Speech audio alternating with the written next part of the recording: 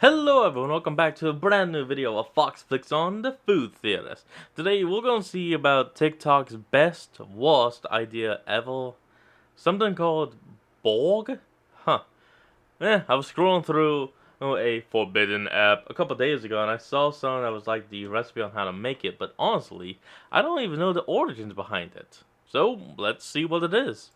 Just when I thought I was done covering stupid Gen Z TikTok trends, they pull me back in. This time, the liquid isn't a pink sauce, it's not even NyQuil. Gross. It's BORG. Not that Borg, this Borg. I know, it looks a lot less cool, right? That's saying a lot because, you know, we're talking about Star Trek. Cool and Star Trek, never really synonymous with each other. I mean, they can be. Hello, Internet! Welcome to Food Theory, where the only thing we're imbibing in excess is knowledge. So let's just talk about the latest Gen Z craze sweeping the campuses of US universities. Excuse me, what was that? Oh, okay, yeah. The latest Gen Z craze that's been sweeping the campuses of US universities for the last several years. Yeah, once again, the mainstream media is a little bit late on the uptake for this one. What you see before you— Years? What? Damn! On screen is a liquor store in a jug, cheekily named the BORG. Oh this my thing has God. been making headlines lately, not just because of its incredibly dangerous premise, but also because of its looks, which are somewhere between overly hydrated Jim Bro and the Beverly Hillbillies. If you've never seen one of these things, the BORG, or Blackout Rage Gallon, is basically everything that you see here. Gallon jug, unidentifiable liquid inside, usually a bright color that's reminiscent of a culty Kool-Aid, and a gaggle of college tailgaters sloshing them around at hip height, slinging back a few gulps, and then recapping.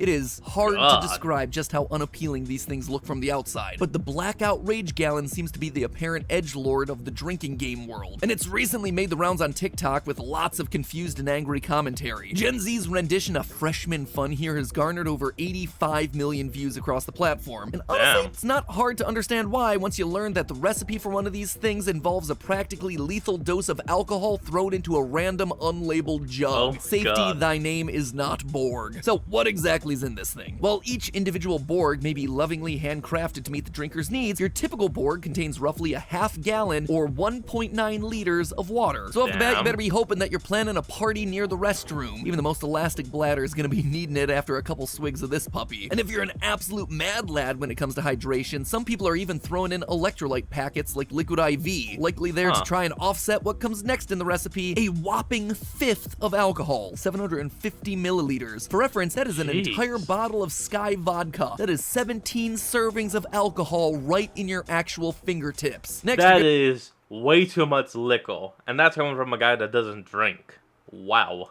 You're gonna want to make sure that you'll taste absolutely none of that alcohol by drowning it in flavor enhancers. The standard choices seem to be Mio Black Cherry or Kool-Aid Tropical Punch, because I love my alcohol to remind me of elementary school snack time. And there it is, boom, done. Your BORG is complete. It all adds up to a gallon of fun and a whole lot of hospital visits. In case you couldn't tell, I'm approaching this quote-unquote beverage with some sober skepticism, since at the outset this seems to be nothing if not a completely terrible idea. But what if it's not? What if there's an appeal here that we're overlooking? I mean, taking a glance at this thing, the redeeming qualities would have to be really deeply buried. But what if instead of trashing on something new, we try to find some of its merit instead? Come on, hold your nose. Let's take a swig of this BORG-tastic trend so at the end of the episode you can honestly review to tell me in the comments whether you think this idea is sickeningly smart or still just sickening. Down the hatch, my fellow theorists. Now, the BORG is purely a product of college day drinking culture. Thing is basically a bucket of cheap alcohol. It's not about trying to craft the most elegant tiki drink for your tri-delt luau. This is about getting trashed for pennies on the dollar. But just how bad is the BORG? Like I mentioned before, the traditional BORG recipe contains 17 servings of alcohol. Probably don't need to count on your fingers to guess that that one is probably a bit more than you should be having. The definition of binge drinking is 4 drinks or more for a female and 5 drinks or more for a male within a 2-hour period. Something that is uncomfortably easy to achieve for the BORG-toting masses out there. But that's just if we stop at mere binge drinking. What the BORG actually qualifies for is the other category that you don't usually hear about, high-intensity drinking. True to its name, this kind of drinking, as defined by the National Institute of Alcohol Abuse and Alcoholism, is an alcohol intake twice or more the gender-specific threshold for binge drinking. So about 8 So that would be like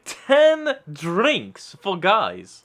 for a female and 10 for a male, which again puts us just over the 50% mark for a single BORG. Now, I hear ya. A gallon of anything is a lot, alcohol or otherwise. That's where the flavorings come in, which introduces a whole other set of problems into this recipe. You see, the traditional version of the BORG involves a full bottle of Mio Black Cherry flavoring, but you're not just dropping in a bunch of artificial colors and sweeteners there. What you're also adding in there is caffeine, and a lot of it. The Mio Black Cherry contains an eye-watering 1,080 milligrams of caffeine. Kind of feel like I've had it out for caffeine in recent episodes, especially for a guy who drinks a fair share of caffeine myself, but even by my standards, that I mean, even right here, I have an unmarked can that's caffeine-free.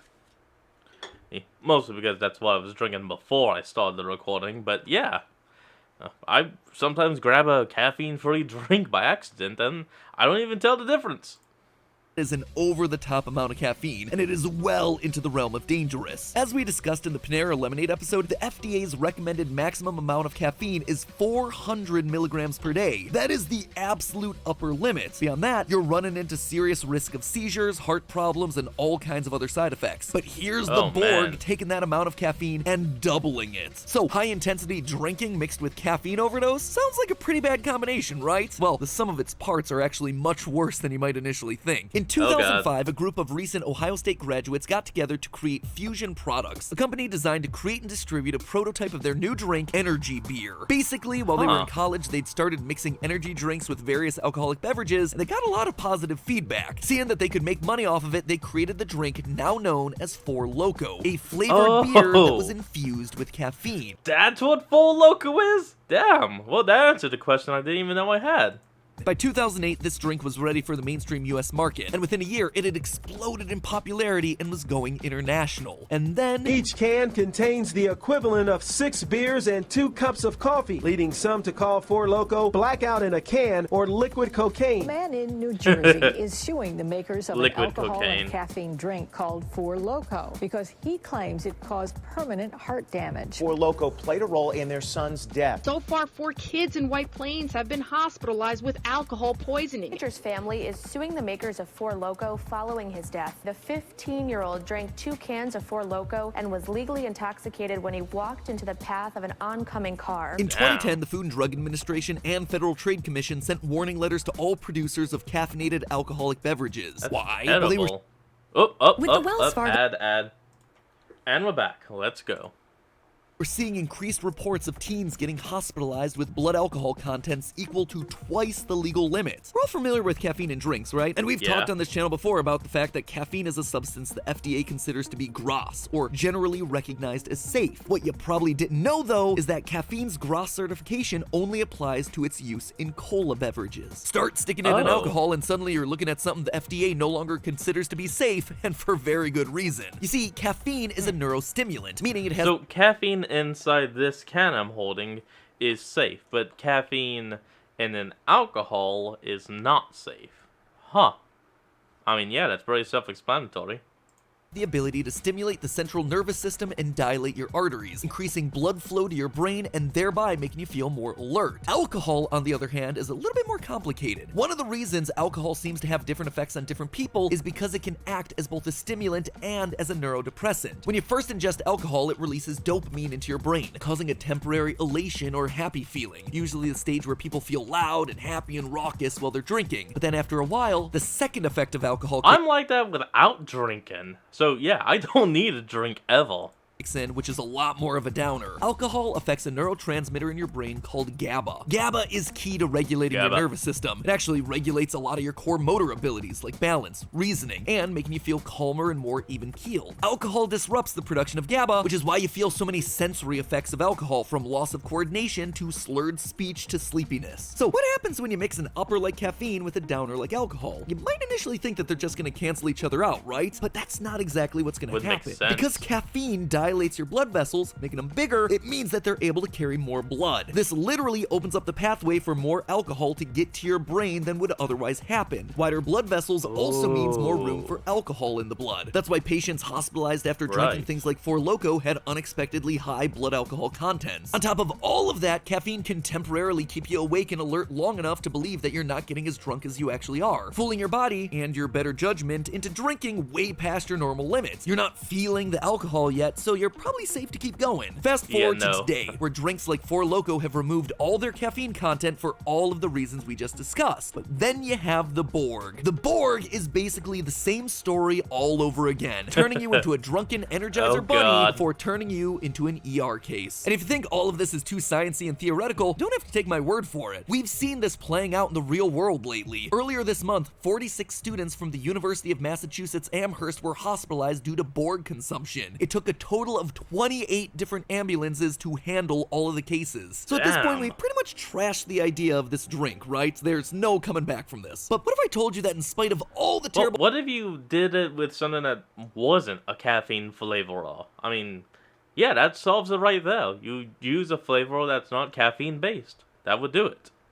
Things that we've leveled at the BORG so far in this episode, the underlying principle behind why it exists in the first place are actually impressive. Commendable even. Don't get it twisted, I'm not saying that this thing is something you should be consuming. It is dangerous on so many levels. It's obviously a bad idea to drink 17 shots of vodka mixed with caffeine. But you know what's a good idea? Not drinking even one shot of someone else's vodka. There are some things out there on college campuses that are just as scary, if not more scary, than drinking in excess. I'm talking about spiked drinks. The rate of drugged or tampered alcohol on college campuses is staggering. Drugs designed to incapacitate victims are extremely prevalent in colleges, with over 300,000 cases reported every year. And mind you, those are only the cases that are getting reported. In one study done by a University of South Carolina research team, they found that 7.8% of their sample reported incidents in which they'd been drugged. 1.4% said they'd either drugged someone themselves or they knew someone who had drugged someone else. In yet another study from 2016, 44% of men and 56% of women reported accidentally ingesting something spiked without knowing it, mostly during their college years. For women, that is over half. 1 in every 2 people that you see walking around the average college. And over 11% of people reported having been the victim of some type of assault or inappropriate incident in college related to consuming spiked food or drinks. So now that you know the stats, can you think of one thing you might be able to do to make sure your drink is never spiked at a party? Maybe you carry your own. Maybe you make sure it's in a sealed container with a cap that only you open and close. Maybe you make sure you make it yourself because you can't trust anything made by someone else in questionable social circumstances. Suddenly, the reasons for the BORG come clearly into focus. A BORG isn't just about fun, it's about safety. If you're planning on getting drunk, which isn't something that I recommend, but if you're gonna do it anyway, you need to know that even when your judgment isn't great, you don't need to worry about there being extra stuff in your drink that you didn't plan on ingesting. Another brilliant BORG moment, allowing people to adjust their personal level of alcohol consumption without anyone knowing. You ever go to a party where you felt pressured to drink more than you were comfortable with? Maybe someone poured a drink for you that you didn't want or was stronger than you wanted, but because of yeah, I know that issue all the time because of my brother constantly trying to get me to drink. Oh, well, he used to constantly try to get me to have some type of alcohol. But that was years ago and he's chill now.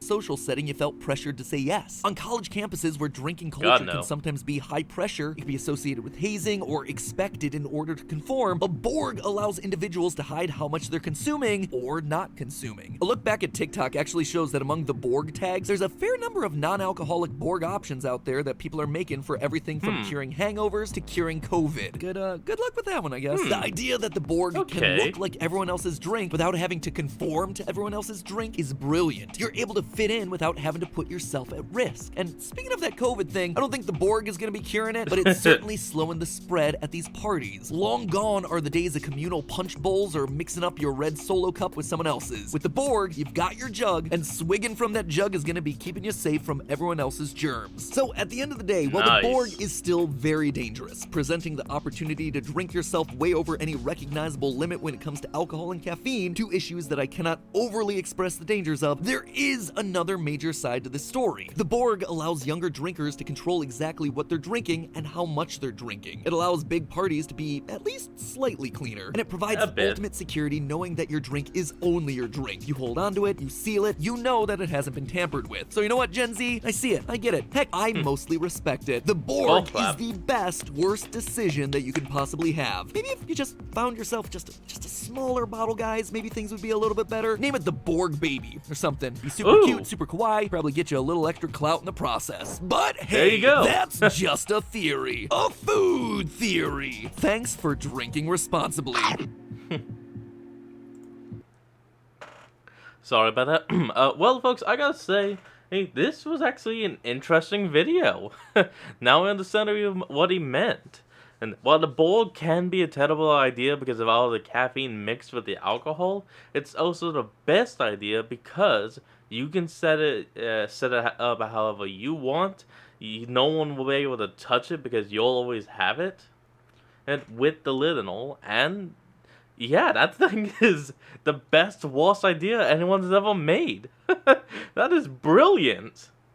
Anyway, folks, that's where we're going to end off today's video. I hope you all enjoyed this. Remember to like, comment, and subscribe for more. Link will be in the description, and I'll see all you folks next time when we flick on. Peace out.